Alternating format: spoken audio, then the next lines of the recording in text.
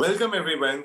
We are back with another season of Marktalks, an initiative by the Marketing Society of Shahid Bhagat Singh College, Delhi University. I am Siddhant Mitra and alongside me is Elisha Khaneja. We will be your hosts for today's exciting session. Hi everyone, we are so excited to kick off the season with a bang, and trust me, this one's going to be epic. Today, we have the pleasure of speaking with Mr. Dhruv Verma, the founder of Rize Bar, a brand that makes wave by appearing on Shark Tank. His journey is filled with insights into entrepreneurship, innovation, and the world of startups. We are so eager to dive into his story and gain valuable lessons from his experiences. Alongside him, we have his co-founder, who needs no introduction, Sahil too.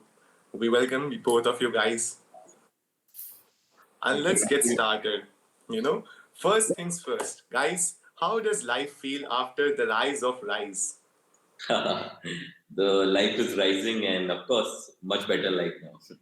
Yeah, on with the hustle every day. That's amazing. Before we dive into the life after the rise of Rise, let's take it to the beginning college days, dreams, and so much more.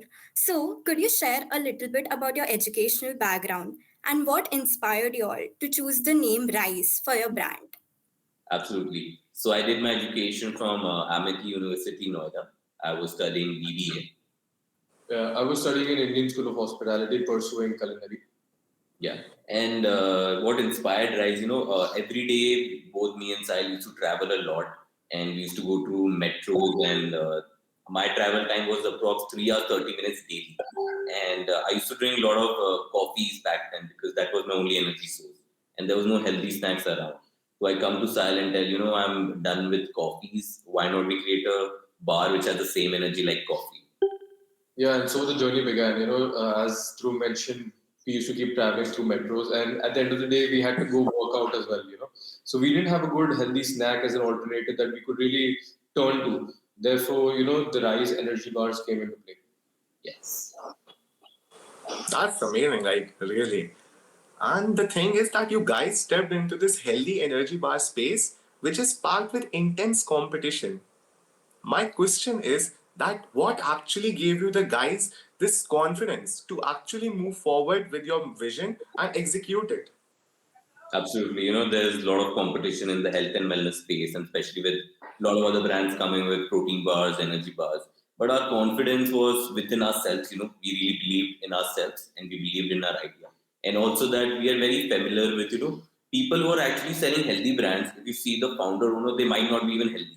We representing that, okay, we're also health and fitness enthusiasts. This is what you consume. So we knew that we had a good positioning or brand positioning and we can connect with the founders. And we both have been to, a lot of fitness enthusiasts and fat loss journey as well. So we know what ingredients are actually right and what is not. Yeah, definitely. It again boils down to having faith in yourself and also removing that fear of failure that's there in the youth right now. That's something that really stops everyone at the start. So what we did was started out ourselves, gain the knowledge, and gain the confidence of the way. Also in the beginning, he used to come and tell, there's this competition, this. So I told him, if you are racing, would you want to win the race when you have other people also racing, right? So you will never know if you're the best if there is no competition. So we didn't take competition as, something that stopped us. It actually even motivated us to be the best. That's inspiring. Well, starting a company at a young age is no joke. I'm sure it came with its fair share of challenges. So, what were some of the biggest difficulties you guys faced while starting your startup, and how did you exactly overcome them? Sure. So you're absolutely right. There is some advantage being a young entrepreneur and a lot of disadvantage also. There were many problems, but the number one problem was when we were reaching out to manufacturers. None of them took us seriously. They thought that बस दो बच्चे आ गए time waste करने पे. So that was one factor. They didn't have that confidence that okay, are these guys serious or they're just doing time pass in their college day and they want to just do this. Yeah, that's one of the major problems that we faced. Also another problem we currently facing nowadays is the cash flow. India has a big cash flow cycle where everybody is delaying payments. So that's one of the things that we also face on a daily basis since the start. Yeah, and how we overcame this through our passion and through our enthusiasm and our dedication. The day we went to the manufacturers, they said that they're not interested, but we went again and again, and finally, third, fourth day, we went with a presentation showing our seriousness. Then these guys thought that okay, these guys are actually serious and they really want to build this brand. And I'm very proud to say that those manufacturers are also our investors now. Yeah, like showing your conviction at the end of the day is the only thing that you can give as a young founder to somebody, who is not at the same stage in life as you are. Yeah. Second problem, as when we started out, when you're looking out for investment, people are hesitant to give major amount to young entrepreneurs, right? They would think like, well, how will these guys manage the cash? How will they handle? That was another problem we faced. Now, how we overcame with that? They've got a solution. They send the amount in tranches. So let's say if there's investment of 50 lakhs, they'll first send 10 lakhs and then another 10, and it goes like that. Yeah, so you can evade that kind of trenching through good budgeting. Yeah. And as you guys added so much regarding this, and then in the end, Sahil, you highlighted the importance of maintaining a good budget. So, at this young age, whilst other peers of yours might be, into clubbing and all, how do you guys have this dedicated mindset with this vision? So, initially when we were starting out, we skipped on all the clubbing and the parties, if I'm talking from a Gen Z point of view. Now, yes, we do attend some, events, parties, but early on we sacrificed those aspects and, we consider it to be a distraction to a certain point. It's something that acts as a hindrance to the goal that we're trying to achieve. Yeah. So, during that point of time, we really saved up on that budget and utilized into building something that could actually make a difference. Yeah. Nowadays, distraction is like unlimited, Instagram, going on parties, this. So we did a lot of sacrificing. And the main thing that actually helped us was discipline. For the 6-7 months, we consistently worked. We didn't watch or waste our time watching Netflix, going out. We cut out many friends and we only focused on building right and building ourselves. Yeah, as much as stoic it might sound, I think this is the right procedure or the right steps that I think somebody should take in order to building a brand. We also still work on Sundays, and this has been happening in the past 1.5 years now. So I think it's something that one should really incorporate into their daily routine. Yes.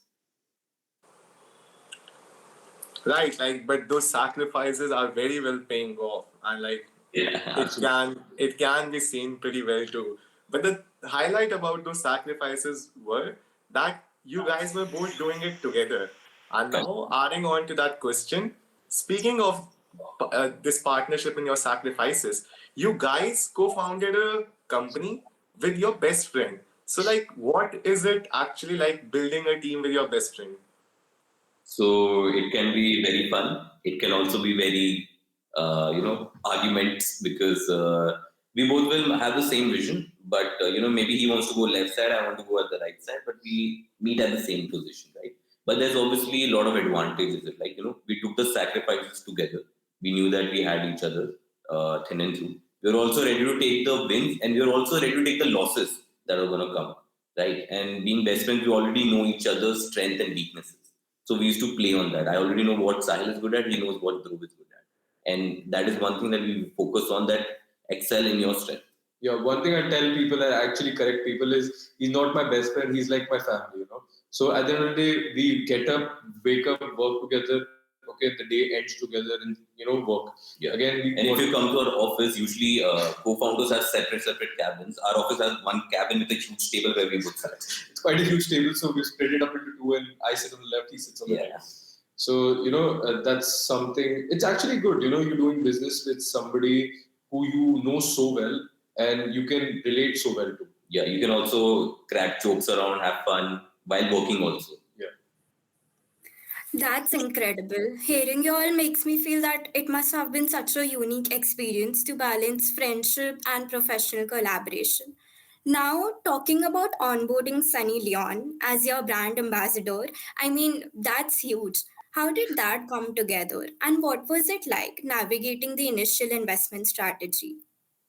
Got it. For investments, our production, everything, we had finalized the products, but now came the investment part.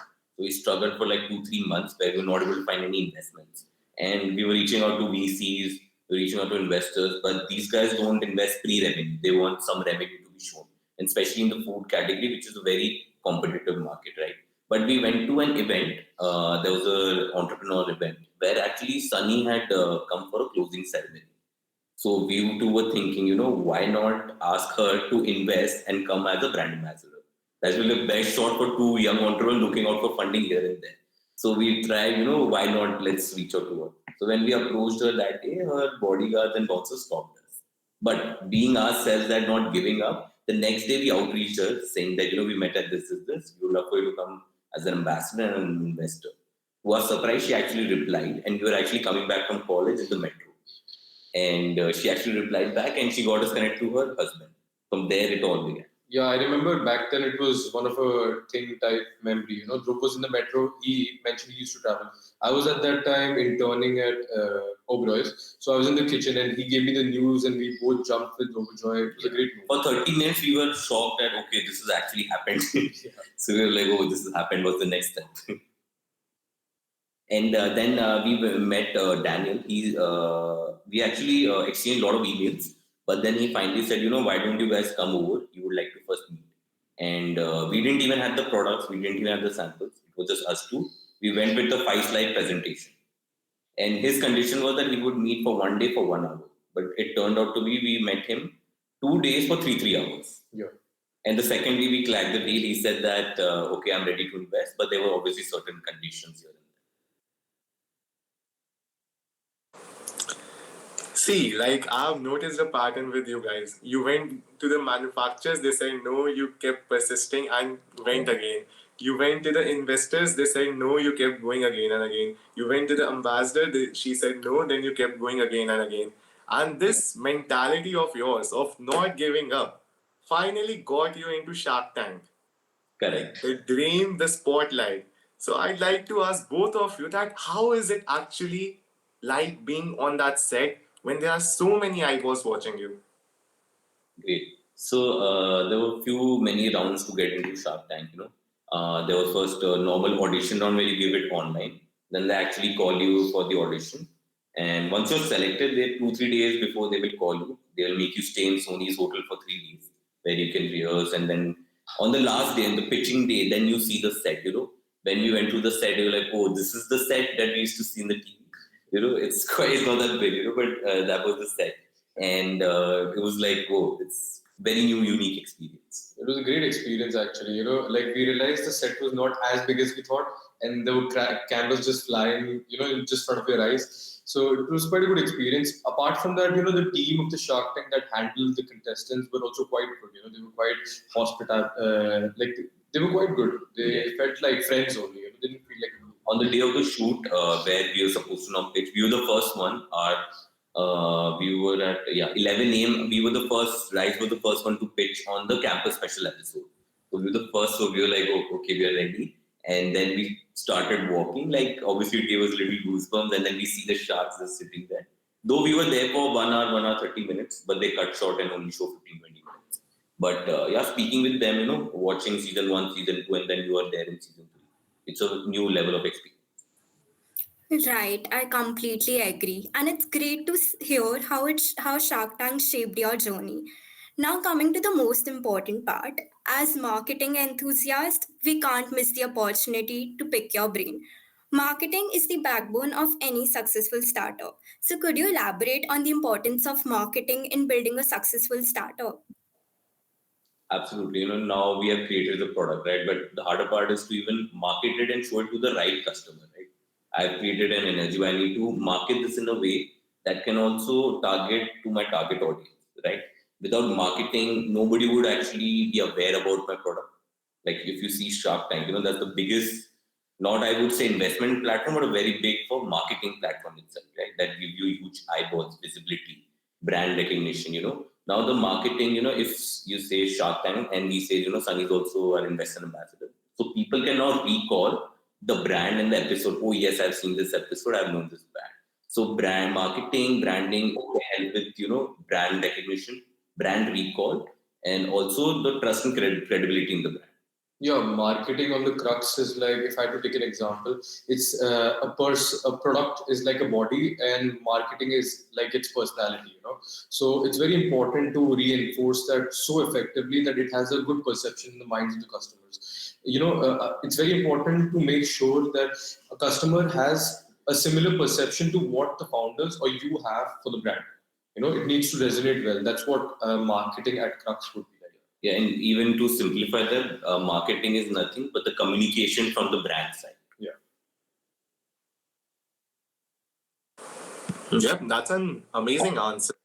And I want to ask both of you that pre Shark Tank and post Shark Tank, did any of the Shark's advice actually made it into the execution? Like, did you adopt any strategies from that episode or that hour, 30 minutes and implement it in Rise?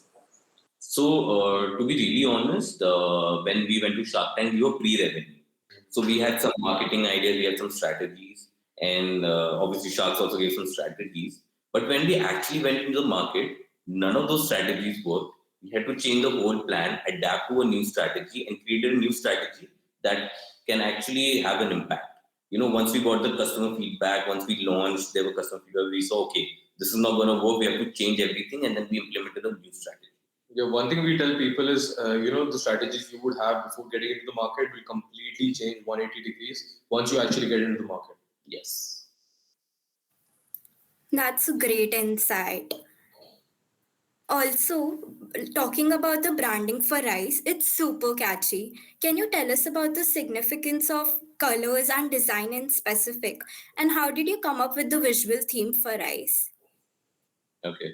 So Rise, right? You're rising. So we had, if you see, all our products have a sun logo, and then we put a Rise, and we had put a Z because we are Gen Z, and we wanted to make an impact with the Gen Z. So that was the Z, and the sun and rising is very, every wake up in the morning, the sun is rising. So we wanted everyone to rise in every occasion, and we gave us our sun. Our logo is a very warm orange color, so it's like welcoming you to warm welcome life. Yeah, we went with quite poppy colors that people can recall easily. So we've had occasions where when we go into the market, people recall the symbol of the sun more often and the color more often than the name itself. Yeah. Now, even to clarify further, so we have 3 product line right now. So if you see in our energy bars, the sun logo is the flavor of the energy bar, and it will have a beige. All the energy bars would have the same background colors, but the sun logo would be depending on the flavor. So that was some catchy we wanted to play. With our other products like the Dream Bites, the sleep chocolates, it's a purple color. So we have kept it consistent that the purple is the color for the sleep, and the third product is for chocolates for females for the menstrual cramp. We had kept it pink, so the pink consistency was there. So we had played with whole branding and consistency, so that even the color can, color also is a very good way of marketing. Right, and as you just, that's incredible. Like, just how you were throwing lights on the different product lines. What was the mindset behind coming up with those products? Like, why did you choose the whole menstrual and period cycle? Like, that's quite unique. So, how did you come up with that? Got it. So we had a lot of female friends, and we used to see them eat dairy milk during the menstrual times, and they used to feel very guilty because it was high of sugar in this. Then Sahil also had a lot of experiences with her friends.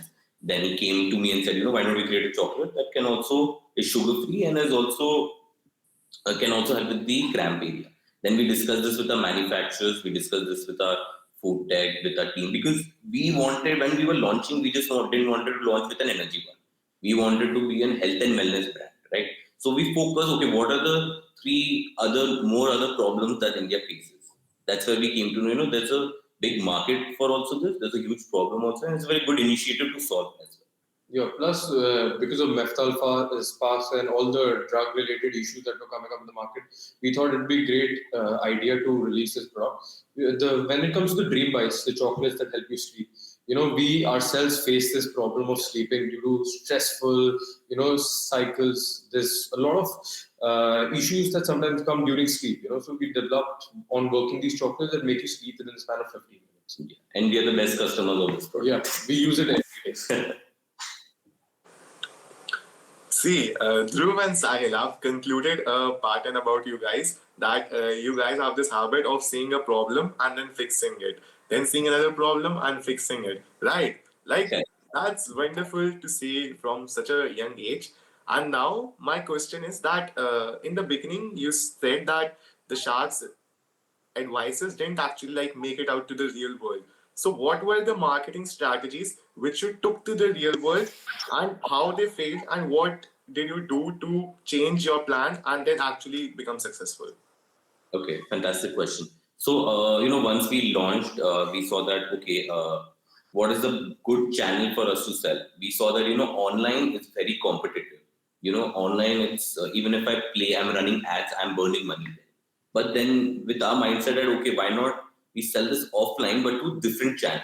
So, a strategy of placing the product to different distribution channels, that was one strategy. That we won't only focus. Our plan was to only sell online. We'll sell it through our website. We'll run ads, sell this. But that didn't work. We were burning money there.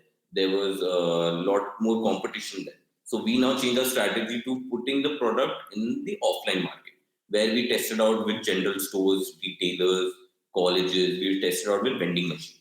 So now once we started out with vending machine, we saw that okay, this is the market and the strategy of distribution is working here. We got a good response, we got good sales from that, and now we are scaling on that. So we have to try various places, okay, where the product is working, where is it getting picked up, who is this product for?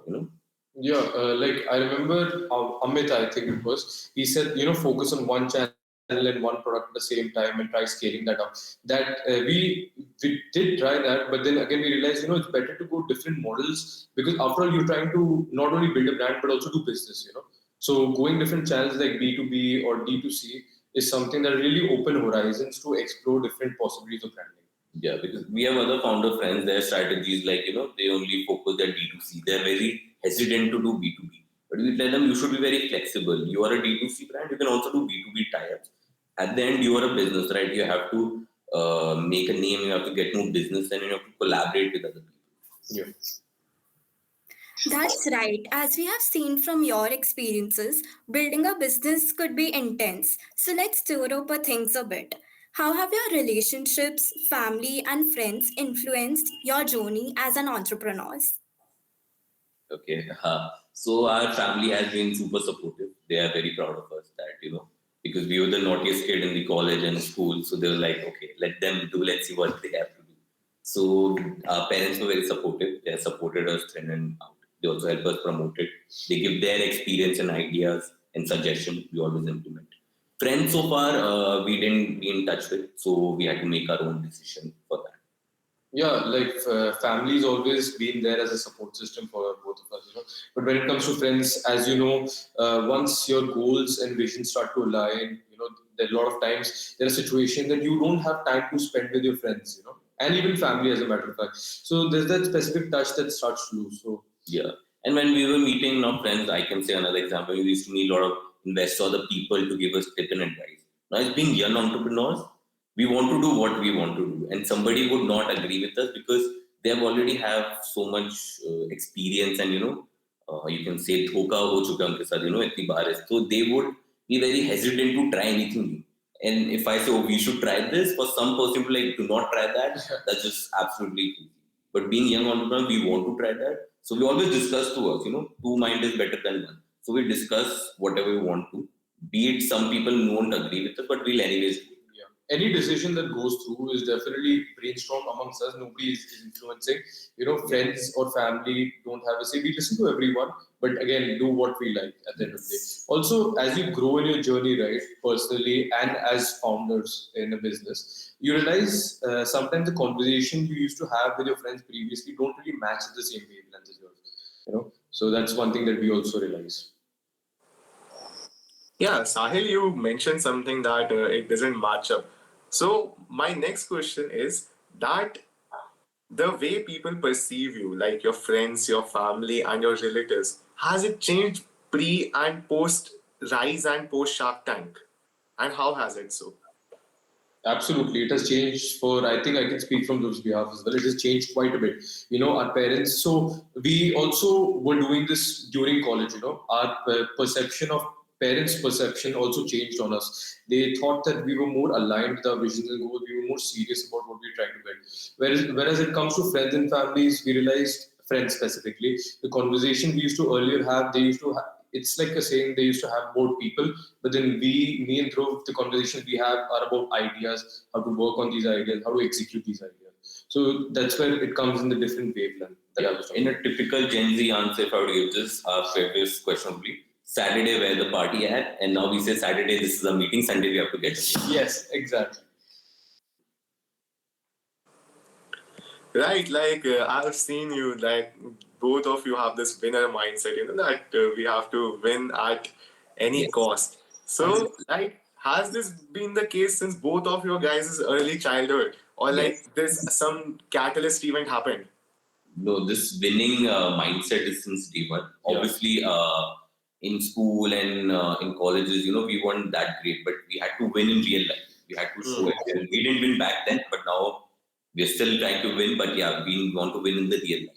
Yeah, from a Gen Z's point of view, again, we weren't the brightest stars in college system-wise, okay? But then, we wanted to be the best and we didn't want to work for somebody else for the rest of our lives. Yes.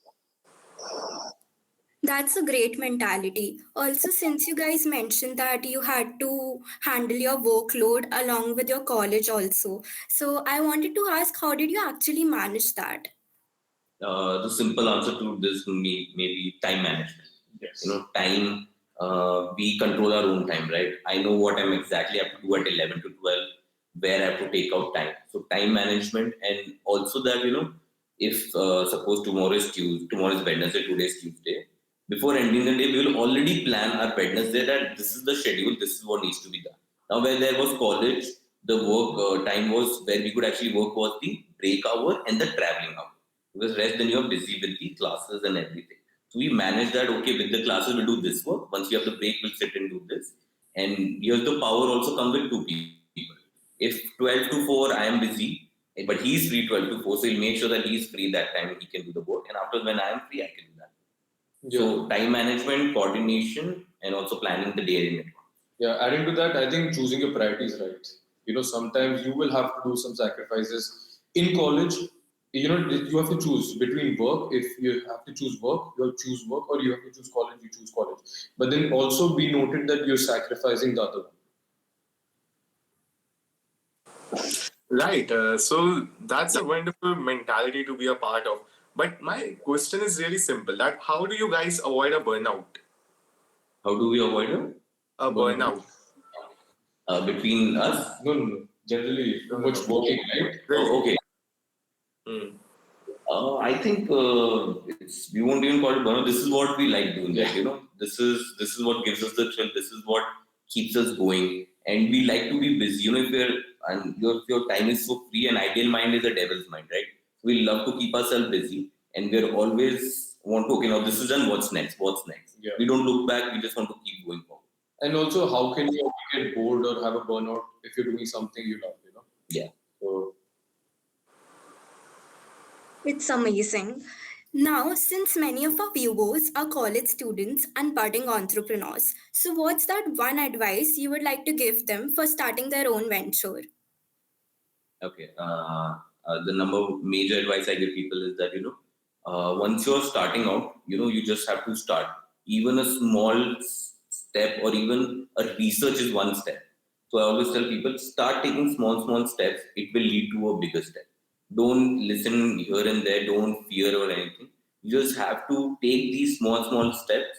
Those will become your ladders of success. Yeah, I think he well said. And now if that was before starting, once you have started, the only way you can now push in the market and make a presence for yourself would be, having right people at the right time. The networks is truly important. Without people, it's very difficult. You need a whole village to support and an army to support your startup, right? You need right people to get you connected here, there. So networks are absolutely important. And also not fearing and not giving up. Also, one thing that I'd like to add is finding the right mentors. I think young entrepreneurs, we might not have a lot of experience, but we might know somebody who has a lot of experience. As you mentioned, networks. Learn from your networks and absorb what they're trying to teach you, and you'll definitely grow in life. Yeah, to add to that, you should take mentorship who you look up to and you want to be in that place. Yeah. Yeah, that's like quite insightful. And as you guys said that having the right mentors is very important. So can you elaborate that who did you guys look up to as role models or who were your mentors? So our mentors are our investors, right? Yeah. These guys have supported us, helped us thick and thin, and they also guide us. Our investors are our biggest mentors for us, and we learn from their mistakes, their experience. We total have now 5 investors, so everyone has different experience, different learning, and we totally get mentored by them. Yeah, all of our investors are powerhouses in their own industry, and they have certain skill sets that we really, I wouldn't say look up to, but we really learn from. Yeah. And what about some specific role models? Like whom did you look up to when you were growing up? Elon Musk, Ratan Tata, and then in the famous nowadays Andrew Tate, of course. Yeah. Yeah, so we are like the Tate brothers. We want to show the same resemblance in the brotherhood, but not being a blood brother, but without that also it's possible. Yeah, I think it's very much possible. I think right now the stoic mindset or the mindset that needs discipline really needs to prevail in today's world. So Right, so it is quite evident that you guys are in touch with Gen Z still. Right, like what are your views on the Tate brothers? And now I'm interested in that. good question. Absolutely, I think those guys did something, showed brotherhood, showed discipline, showed work, and showed the advantage, the luxury lifestyle you can get if you actually put in the work for maybe 2-3 years. You can actually get that what you want. Yeah, it's also, along with the monetary gain that comes about, it's also pushing your limits to see what you can be to your fullest potential, I would say. Pushing past that barrier of, I think, society and system that people keep basing everything that's average upon. So exceeding that average levels to be better. I think that's what we really learned from Tate. And the bonding that he has is They something. always share the brotherhood, and we also want to share that. Honestly, yeah, like it's quite amazing that now you have pointed out. I can see the resemblance. They are always together. You are always together. Like they started from nowhere and became someone. You guys started from nowhere and now you have a name for yourselves. Like you guys are quite inspiring. Thank you so much. Now getting towards the end, Dhruv and Sahil, we have a Shark Tank rapid fire. So are you in for that? Okay, absolutely. Definitely. Sounds fun. Who would like to come first? We can go for it. Okay, Sahil. So Aman or Anupam? What? Aman or Anupam? Anupam. Anupam or Dipinder? Dipender. Dipinder or Vinita? Dipender. Dipinder or Piyush? Piyush. Dipinder or Amit? Dipender. Dipinder or Ashneer? Dipender. Okay, so you have a found liking of this for Zomato. Now, Sahil, what about you? Should we start? Yeah, start. Piyush or Namita? Piyush. Piyush or Aman? Piyush. Piyush or Dipinder? Dipinder. Dipinder or Vinita? Dipinder. Dipinder or Amit? Dipinder. Dipinder or Ashneer? Dipinder. Oh my god, you guys are actually Tate So brothers. the reason also why, because we still haven't been listed to Blinkit, so we're looking out to connect. That's amazing. It's like such a great time being with you. Now, one of my final question to both of you is that if you guys could recommend 3 books or movies to young entrepreneurs or anyone, what would they be? 3 or 1? 3 in total. Books, it would be Rich Dad, Poor Dad. Second, it would be the Money Psychology book. Okay. Yeah, the third one would be A Leader Without a Title. Damn, nice. And a movie? Movie number 1 would be Wolf of Wall Street. Number 2 would be the Facebook movie. Okay. And the number 3rd would be the I mean, you can say the third one. Third one is the I forgot the name. It's the story on McDonald's. Oh yeah, related to the founder of McDonald's and how they Yes, started yes, yes, themselves and all. exactly. Yeah, Yeah, I got it. yeah. So, like, just a random question: do you sell a pen to your investors or something? Do you? Do you sell a pen like Jordan Belfort or something? Like, have you ever been into that situation? Yes, of Yes. course. We are always selling them We're all the always time. selling something to someone All the time. all the time. Oh my god, and you guys are pretty fun. Thank you. So now coming to the end of this session, Elisha, would you like to? Yeah, before we wrap up this session, I just have one question. So, is there any final message or takeaway you would like to give our audience? Yeah, absolutely. Anyone who's looking out to start a startup, now is the right time because there's a lot of investors, there's a lot of potential, there's a lot of support. And I would suggest anyone, whatever is stopping someone to start, shouldn't happen. That just get on with it because this year, still there is still time. November, December is not that far, but we can still start it right now if you want. Yeah, two things I can also add up to that is, surround yourself with people who add value to your life. And second, you can always feel free to reach out to us if you guys want to connect about something or get some meditation, anything. Yeah. And one skill too, very important, risk taking ability. Yeah. It's very important. Sure. Thank you so much, Dhruv and Sahil, for taking this time out of your hectic schedule. We are indeed very grateful to have you both as our guests for today. We hope our viewers enjoyed the interview and had as much fun as we had. And we believe that this has served the very purpose of Mark Talks as we were able to get insights from the men who have seen it all and done it all. Dhruv and Sahil, I really hope that I can see your podcast come in the coming times, like Tristan and Andrew. And definitely, I'll be a keen viewer for that. Thank you so much. Thank you so much. Thank you so much, guys. I hope you all had a great time. Have an amazing time. Thank you. So until next time, this was Shahid Bhagat Singh Society's Marketing Society. And thank you guys for joining us. Bye bye. So, guys, if you want to check out more fun, engaging talks like that, do follow the Marketing Society. Yeah, it's really great and amazing. Go like and subscribe.